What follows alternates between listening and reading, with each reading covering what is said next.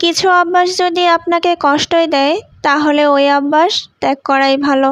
হয়তো তার জন্য আপনার বর্তমানটা খারাপ হবে, কিন্তু ভবিষ্যৎ ভালো হলেও হতে পারে।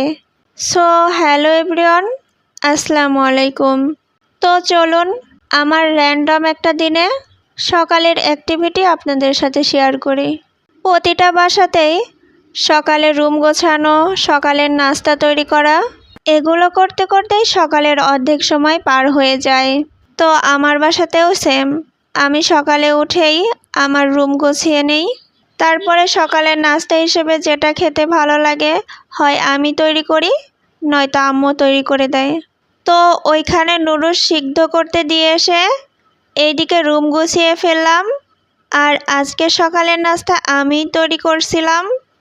আর এই তো কিছুক্ষণের মধ্যে নুডলস সিদ্ধও হয়ে গিয়েছে।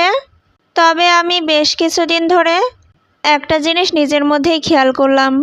তবে ইদানিং আমার কিছু কাজ নিজে করতে অনেক ভালো লাগে, যেমন সকালের নাস্তা, রুম সাজিয়ে গুছিয়ে রাখা, নিজের কাজগুলো করা। আর একটা কথা বিশ্বাস করবেন কিনা জানি না, আমার নিজের বাসা আমার কাছে কমফোর্ট জোন মনে হয়। আমি বাইরে খুব একটা বের হই না, খুব বেশি প্রয়োজন না পড়লে। কথা বলতে বলতে নুডলস রান্না করা প্রায় শেষের দিকে। এখন কিছুক্ষণ উল্টে পাল্টে ভেজে নিলেই নাস্তা তৈরি হয়ে যাবে। আচ্ছা, এখন বেশ কিছু কথা বলি ভিডিও নিয়ে। বড় ভিডিও আপ দিয়েই বা কী হবে, আর ছোট ভিডিও দিয়েই কি হবে?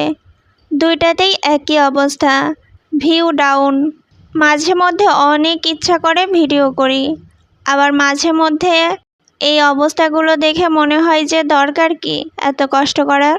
তো যাই হোক, আজকের ভিডিও এই পর্যন্তই। ভিডিওটা কেমন লাগলো অবশ্যই কমেন্টস করে জানাবেন। So thank you for watching.